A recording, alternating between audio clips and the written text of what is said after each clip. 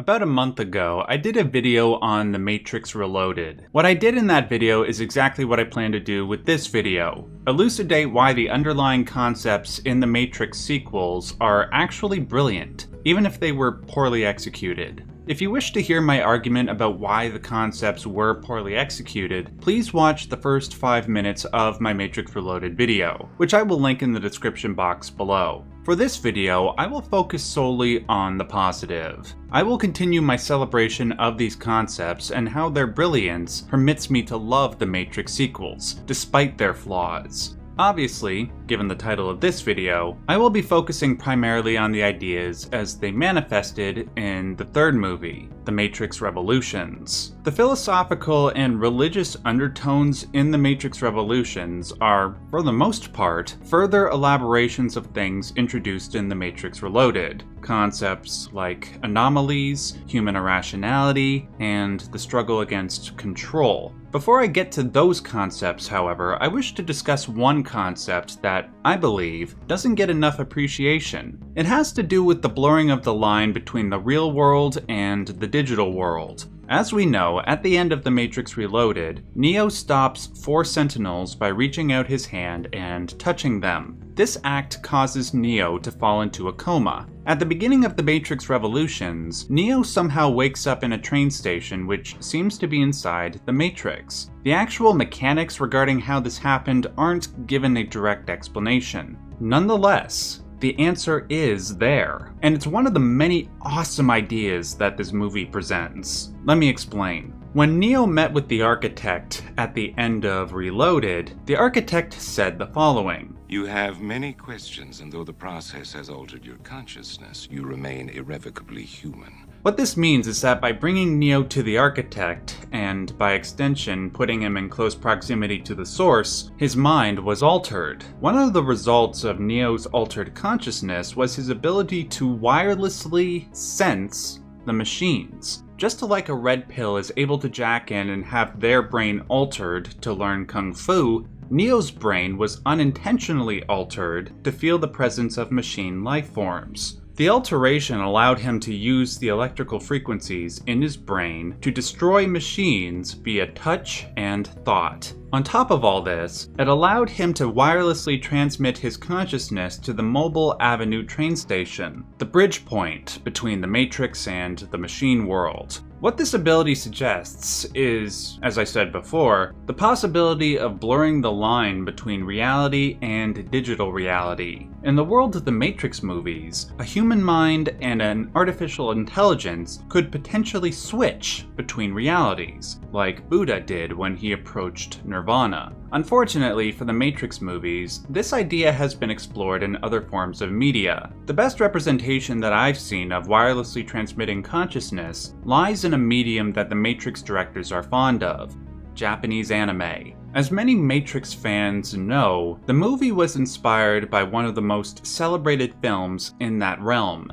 Ghost in the Shell. I wonder, however, if the directors were not also inspired by another anime called Serial Experiments Lain, a series that came out 3 years after the Ghost in the Shell movie. I will not be explaining the similarities between Serial Experiments Lain and The Matrix Revolutions for the sake of time, and also because I do not wish to spoil that series for those who wish to watch it. I will, however, link to my video analysis on the anime if you wish to learn more about the wireless transmission of consciousness. It's a fascinating idea, with implications that are as awe-inspiring as they are existentially terrifying. With that out of the way, I can return to the discussion of anomalies, the focal point of the last video. To quickly recap, The Matrix Reloaded seems to make an argument in favor of free will, that it is an anomaly in a world based on cause and effect. Though it acknowledges that virtually every aspect of existence adheres to the fundamental law of cause and effect, that law can only exist because there are anomalous, or chance, events to define it. For cause and effect to exist without chance is like light existing without darkness. They are opposites that require one another in order to exist. Despite the numerous efforts of the machines to try and operate the Matrix entirely on the basis of cause and effect, they could not get rid of things like chance events or anomalies, in particular, the existence of the One, the sum of all anomalies. With this knowledge in mind, the machines tried to understand the existence of anomalies. They tried to study them. The primary way they did this was by creating the program known as the Oracle, the program that the architect refers to as the mother of the Matrix. Unlike the architect and the other machines, the Oracle was not entirely bound to the dictates of cause and effect. She did not seek the perfect harmony of mathematical precision that the machines tried to instantiate into the Matrix. Rather, in her words, she was created to unbalance that perfect harmony. What's your purpose? To unbalance it. There are a couple of reasons why the machines would create a program that would work against their wishes. As I pointed out in the last video, human beings are fundamentally irrational, where machines are fundamentally rational. The reason why the first two variations of the Matrix ultimately failed was because human beings did not act in accordance with the machine's wishes. Even if they lived ideal lives, free of pain and suffering, some would rebel against that heavenly state just so something interesting would happen. What the machines didn't seem to understand is that in order for the Matrix to function, or any reality to function, there has to be an element of unbalance, of chaos. This is where I introduce another dichotomy that the Matrix deals with: chaos and order. I'm sure all of you are familiar with the yin-yang symbol. In case you don't know its origin, the symbol references an ancient Chinese religious concept that suggests that every aspect of life is infused with these opposite energies of chaos and order. There are many other things that this symbol represents, but for the purpose of this discussion, that is what is most important. There are a couple of things I'd like to note about these two principles. First of all, just because the black, or yin, is known as chaos, that doesn't make it a negative thing. In fact, it's a morally neutral concept. It's as good and as bad as order is. Second, chaos is classically understood to be a feminine principle, and order is masculine. Again, when some people hear that, they might be inclined to cry sexism, but there is really no need to. The black chaos is symbolically feminine because it represents the cosmic womb, also known as the void, also known as the chaos, from which the universe was born. Given that only biological females possess wombs, it made sense to our spiritually driven ancestors to give it a feminine quality. It's also why we are inclined to refer to Earth as Mother Earth, because Earth gives birth to various forms of life. Now, Mother Nature, in her natural state, is not ordered in a way that makes it ideally habitable for humans. In ancient hunter-gatherer societies, it was up to the men to go out into the disordered chaos of nature and make order out of it, cut down trees, gather resources, and build societies, all with the aim of creating a more perfect living situation. Finally, before we return to the Matrix, I will introduce the dichotomy of perfection and completeness. Perfection is symbolically masculine and completeness is symbolically feminine. Perfection necessitates the exclusion of certain things in order to create harmony.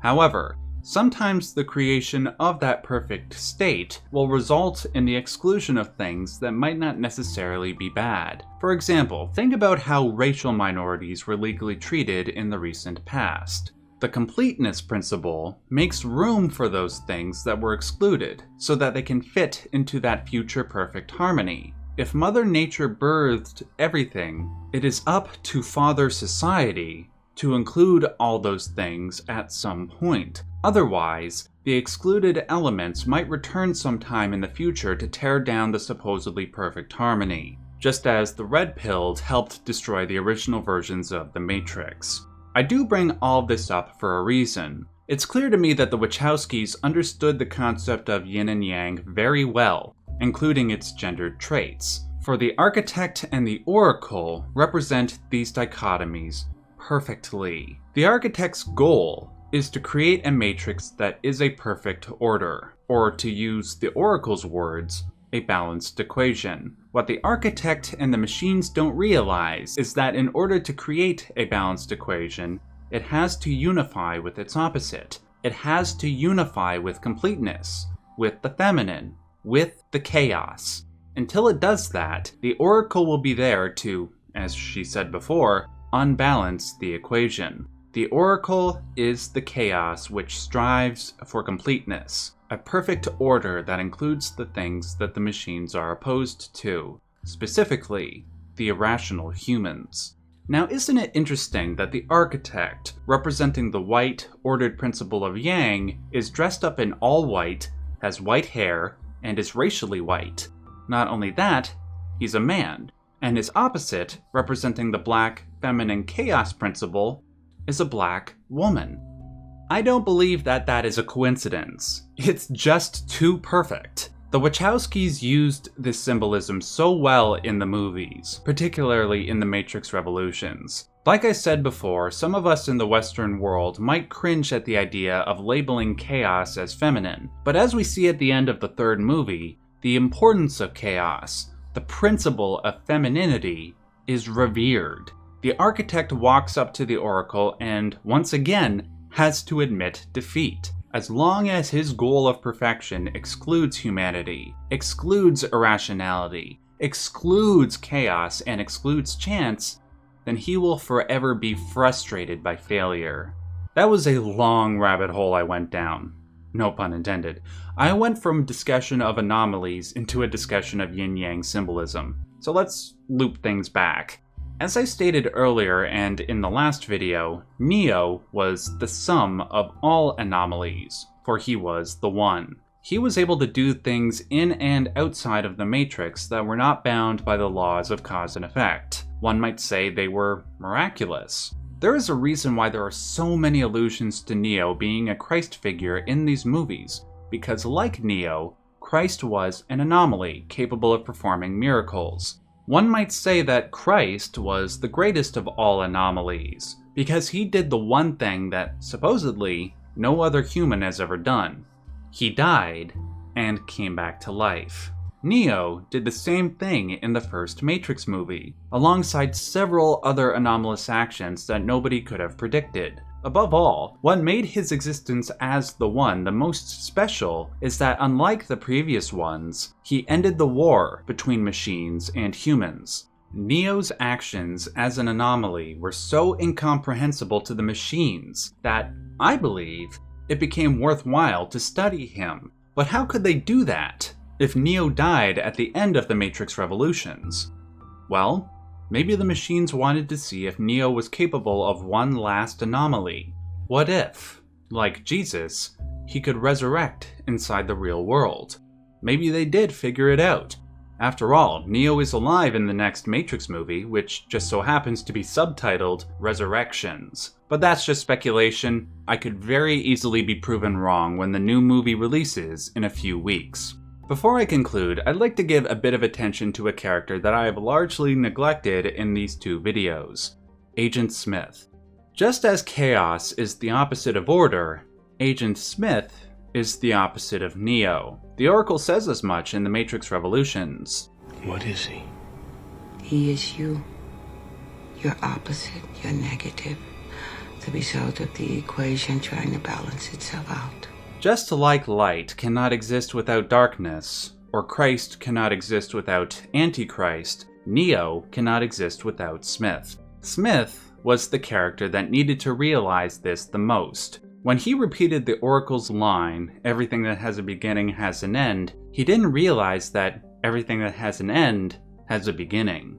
This is one of the reasons why, when he subsumed Neo in that concrete pit at the end of the movie, he exploded with all the other Smith copies. When the darkness tried to subsume everything, the light shone forth in the brightest possible way, just as it did at the beginning of time. But let us not gloss over the importance of Smith subsuming Neo, for it is with this act that we see the unity of opposites, the act that the architect needed to complete but could not do so. With Smith integrating Neo into his being, we not only see the yin-yang personified, but another common religious symbol, that of the Ouroboros. This symbol was often used to describe the state of the universe before there were such things as beginning or end, chaos or order. It's an incomprehensible, paradoxical state, which is why the snake is able to eat its tail while still remaining alive. It neither ends nor begins. The potential of beginning and ending is unified in one seed, but whether it is reality or digital reality,